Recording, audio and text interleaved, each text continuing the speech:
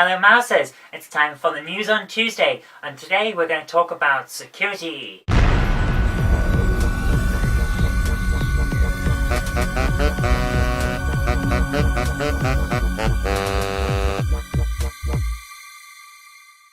First up, we have this interesting thing where 2 years after the National Cybersecurity Programme came in, we find out that Britain has to declare war on the internet, effectively anyway, if we want to become secure. Because, unfortunately, all of our efforts so far are behind the times. We just don't have the cybersecurity program that we need if we're going to be at the forefront of internet technology and security and manage to keep ourselves from being hacked to bits, in the same way that Iran's nuclear program was, with Stuxnet and things like that. So, apparently, according to our security experts, if we're not using active defense, which is another word for saying we're going to go after the bastards before they even do anything, in other words, we're declaring war on everyone, there's not really much we can do, because a lot of internet security is reactive rather than proactive. We wait until something happens and work out what happened and try and stop it from happening again, rather than working out what might happen, stopping it from happening before it happens, and then kicking the arse of anyone who tries anything. Now that would be the better way from my point of view, but that does mean we have to be rather aggressive. So, since 80% of internet security problems could be solved easily by people not being a bit of a silly bastard when it came to the internet and perhaps using proper passwords, strong passwords, and not reusing passwords, we've all done it, but we have to stop doing it.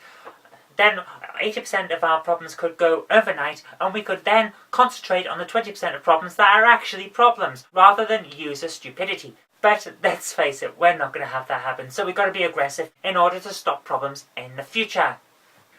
Speaking about security, however, Group 4 Security, which is the company that is supposed to be running the security around the Olympics, has messed up so shambolically that despite the fact that they have more employees than there are people living in Luxembourg, it's still not got enough security people to actually provide the security that they're contractually obliged to for the Olympics. So the government's called in the army. I kid you not, in a Western democracy, we're going to have the army providing security around a sports event. Did Britain suddenly become China? I don't know. But here's the thing. The management of Group 4 Security went before MPs today and said, yes, although we've messed up, we're still going to claim our management fee. How? Surely this is a blatant case of breach of contract. He's contracted to provide security, he's not going to provide security, therefore we don't have to pay him. That's how this works. That's how contracts work. What kind of magic contract have the people in Westminster managed to work out for this? Is there some strange new law that I haven't been told about that means I could not do my job and still get paid? Because I'd love to know about it. I want that job. Why can't normal people get that kind of contract? That's just wrong. So, here's my options. Either they were contracted to provide security and they were paid a lot more than that and he's having to keep only a small amount of it because that's the amount of security he's giving, or he's managed to work one over on Westminster to the point where he can not provide what he's supposed to and still get paid. If so, I want his lawyers. I want the people who wrote those contracts to write my contracts because I want to get paid for not doing my work. This is just amazing. It's yet another example of how big business can just sit on its arse, not do anything, be completely incompetent, have the management not know what is going on at any stage, to the point where if these people were running a company on the high street, they would go bust and people would kick their asses and he still gets paid. That's just not fair. These people need to be slapped round the head and told to piss off and let decent human beings run everything. But there you go. But anyway, in case you don't know what the Olympics is, this is that strange thing that comes around every 4 years and a bunch of people you've never heard of vote for which country is going to get screwed over, and then local people and international businesses gouge as much money out of the government that the Olympic Committee has chosen as possible, and then big companies move in and gouge the people viewing the Olympic event even more in the name of sponsorship, and then some athletes turn up for a fortnight, do a few games and go home, and then the people foot the bill.